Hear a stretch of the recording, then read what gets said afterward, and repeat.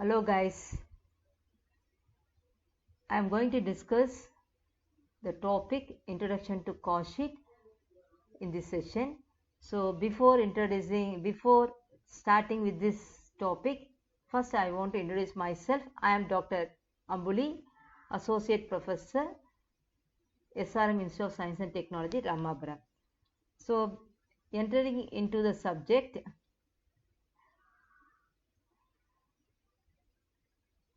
before starting with the discussion of the cost sheet, we will discuss about the important terminology which are used in cost accounting. Is the four important terminology: cost, costing, cost accounting and cost accountancy. First we see the terminology cost. Cost refers to the amount of expenses which are incurred for producing a product or doing a service. That is called as cost. What is the term costing? Costing refers to the process and technique which involved in determining ascertaining cost. That is the procedure for identifying the cost and also the tools or the method which are used to find out the total cost incurred for a product or a service. That is called as costing. The next one we'll see the cost accounting. Cost accounting is refers to the procedure for maintaining record with respect to expenditure in relation to cost center and cost per unit. So now we want to know about what is the term cost center. Cost center refers to the expense which are incurred for a person, for a particular location, or for a department, for a section, for activity, or for the asset. Because we want to know what is the cost incurred for a particular aspect, then only you can able to control the cost. So in such aspect we are identifying the cost for a cost center, and also we want to aware about the cost per unit. So in this aspect only we are maintaining the record.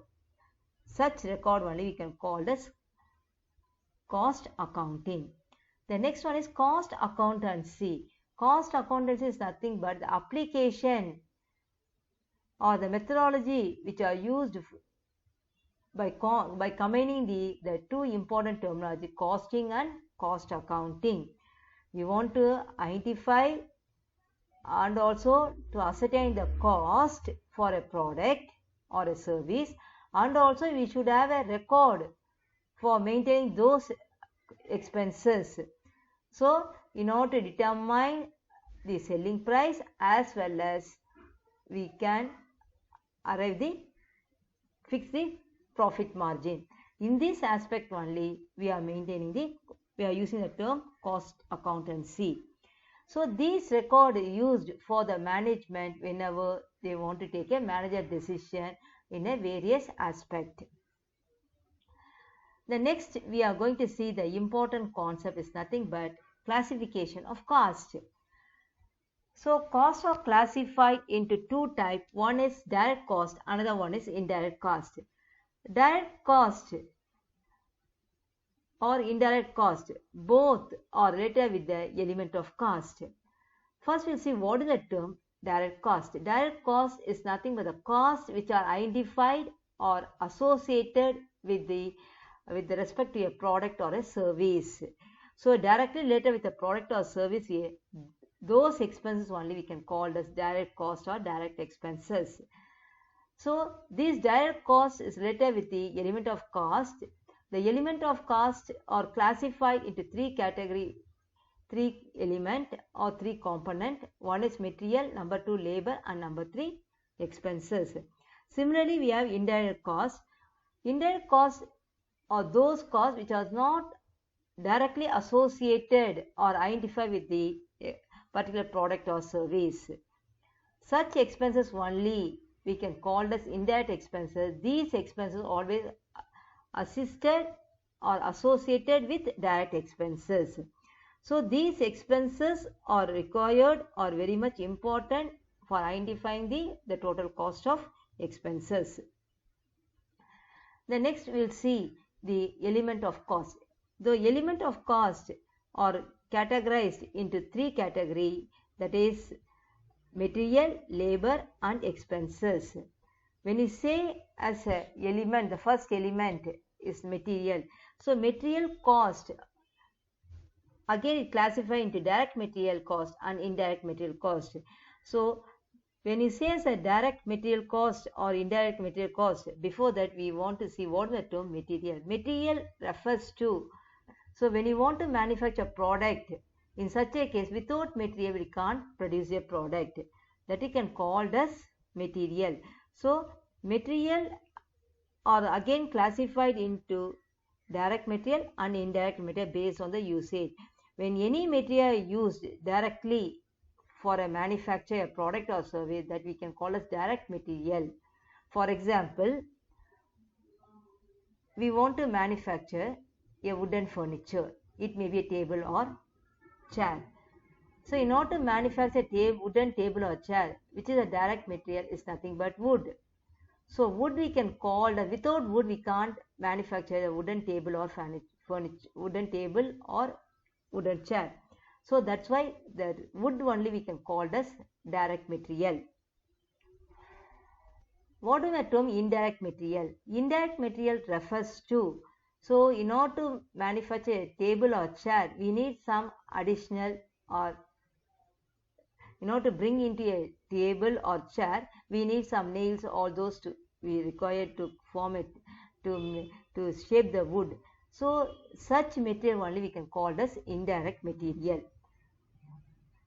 The next one we'll see the, what is the term? Direct labor. Labor refers to the person who involved in making the material into a particular form or in a particular shape or in a particular way. That person only we can call as a labor. So labor is directly associated with the particular material we can call as particular material or a product we can call as direct labor. A person who is not directly associated but assisted with the direct labor we can call as indirect labor. So with the previous example I explained what how we are defined the term direct labor and indirect labor. So in the case of direct labor, for a wooden furniture, the carpenter. So carpenter is a person who takes the wood and making the wood into a proper shape in the form of chair or a table. So he is directly involved in forming a shape of the particular product or a service. So that person only we can call as direct labor. Indirect labor, here we can say as a supervisor or a foreman. So supervisor or foreman not only assisting the carpenter, yes, other aspect he has to look after. So he will provide some guidance or assistance to the carpenter to use some technology or to bring it to do in a better form. So that person we can call as indirect labor. The next one we'll see the expenses. So what are the amount we have spent that we can call as expenses other than material and labor. So again the expenses are classified into direct expenses and indirect expenses. So direct expense is nothing but expenses which are directly involved in for using a direct material or for with related to direct labor, that is called as direct expenses. For example, for paying a wages to a carpenter, that is called direct expenses. Then for paying a wages salary to a foreman or supervisor, we can call as indirect expenses, because for supervisor salary is fixed not only with only as assisting the carpenter, he has to do some other work. For all those only they are paying a remuneration, that we can call as those expenses only we can call those salary we can call as indirect expenses.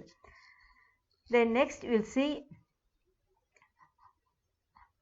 how this the cost are classified in the cost sheet. Okay, first we'll see about the cost sheet, then we'll see how these expenses are classified under the cost sheet.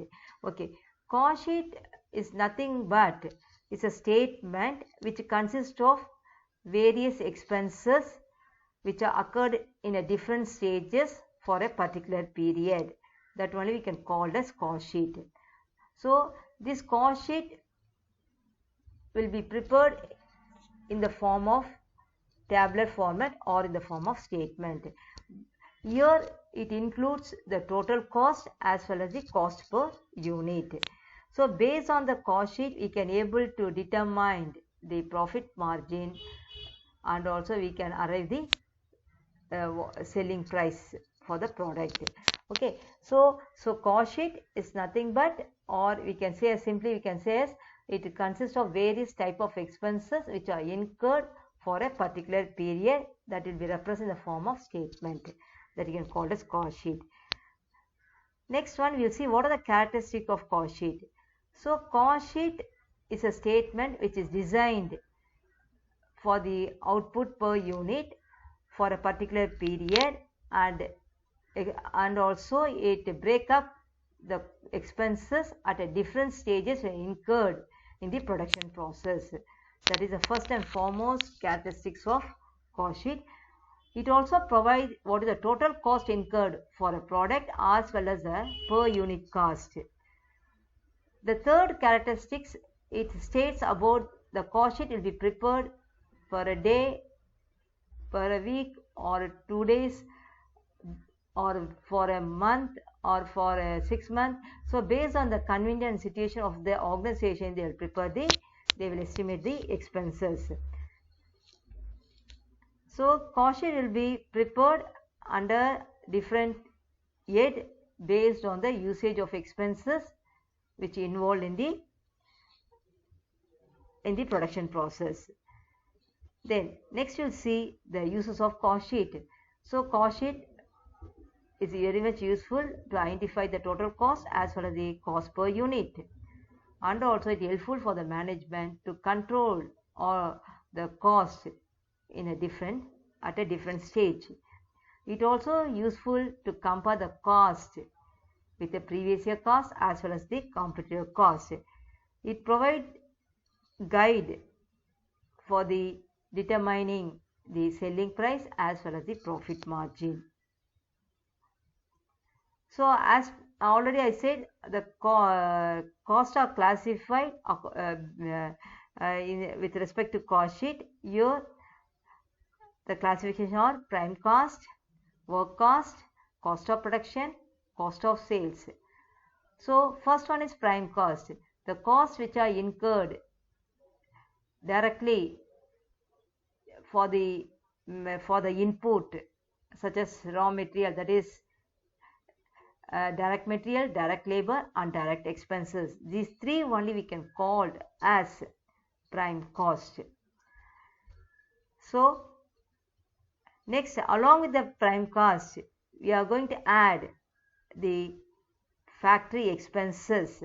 The factory expenses is nothing but the expenses which are incurred in the factory floor at the time of, because we can't put the raw material and bring into finished product immediately. So it entered into various stages or various process of production. So these will occur only in the factory floor or in the manufacture area. So there, wherever what are the expenses are incurred with respect to that, all those expenses only we can call as factory expenses or work overheads. So this factory expenses or work overhead added with your prime cost we can call as factory cost, or we can call as work cost. The next one, along with that factory cost or work cost, we are adding the administrative expenses or office expenses.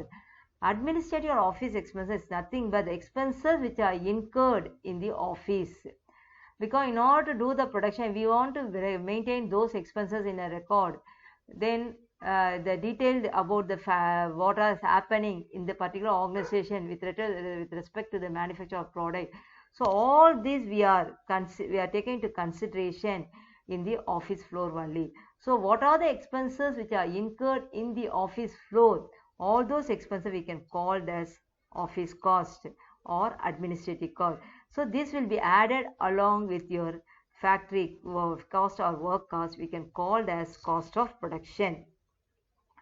The next one, along with the cost of production, we want to add the selling and distribution expenses. So once we have manufactured the product, we can't directly sell the product in the market or to the end user. We will not take to the market and sell to the end user. So we want to check, we want to verify whether the quality is there or not, and we will inspect whether the product is up to the standard. So many aspects, and also we want to promote the product to the customer. So we have to pack, and the expectation of the customer. So all this, in order to promote your sales and distribution, we are incurring the expenses. Those expenses only we can call that selling and distribution expenses. So these expenses we have to add it with your cost of production, then we can call it as cost of sales. So after determining the cost of sale, we know that what is the total cost incurred for a particular product of output. So based on that, we have to keep certain percentage of margin considering various factors, and so that profit or profit we are added with your cost of sales, we arrive the sales value. But the profit margin will fix based on the past year data or with the computed data, and based on only we'll fix the profit margin, and we will determine our sales value. So these are the various types of cost with respect to cost sheet. The next one, we are going to discuss about the format of cost sheet. While preparing a cost sheet, so we have to follow the following procedure. The first one, while writing a title, so you want to start with the cost sheet of so and so organization for the month of. So for the month of 6 period, within the bracket I mentioned as period. That period says about you are preparing this cost sheet for 1 month or 6 months or for a week or for a day or whatever that you want to specify within the bracket, and of. So you want to mention when you are preparing that month or that month and the year you want to mention. For example, I am preparing a cost sheet for the July month end. In this cost sheet of A, or for the A concern for the month of 7 for the month 7 month period of July 2022. So suppose I am going to prepare the cost sheet for 1 lakh unit, means I want to mention output 1 lakh units. Okay. So when you are preparing a cost sheet, you want to provide minimum 3 column, maximum you can insert column is required for your writing your amount in the inner column, and you can take it back for the outer column. So you can have maximum you can have 5 column, because for the total amount you have provided another 1 more column. For cost per unit, in order to adjust, you can provide 1 more column. Okay. So first one, when you are preparing cost sheet, we want to mention about the material. So material means direct material. So we'll start the direct. So direct material they'll give directly. In some cases they will not give directly. In such a case, what you want to do? So direct material, if it's given, means you can mention. Otherwise, raw material consume you want to calculate. That is, for that they'll provide a detailed opening stock of raw material, purchase of raw material, and any transport expenses involved for bringing the raw material to a factory. So if this is given, you want to add, otherwise you can leave that one. Then so you want to subtract with your closing stock of raw material. The balance what you are getting, that is nothing but raw material consumed or direct material. Along with the direct material, you are adding direct wages and direct labor. What you arrive is nothing but your prime cost. This is the first stage in your cost sheet. Then so the prime cost, you have some value that you want to represent in unit by dividing by total units. So each and every aspect, you are dividing by total unit, will get per unit rate in the last column. Then next, after arrive the prime cost, you won't add factory overhead or work overhead or manufacturing expenses. So adding these expenses with your prime cost, you will get your work cost.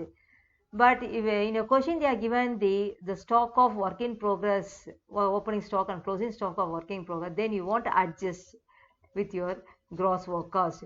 So after adding a factory overhead, if the information they are provided with respect to work in progress, in such a case what you want to do, you want to add opening stock of work in progress and less closing stock of work in progress, and the balance what we arrive, that we can call as work cost.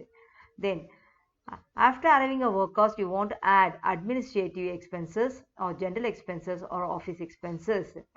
So adding the office expense or general expenses with your work cost, what you will get, that is nothing but your cost of production. So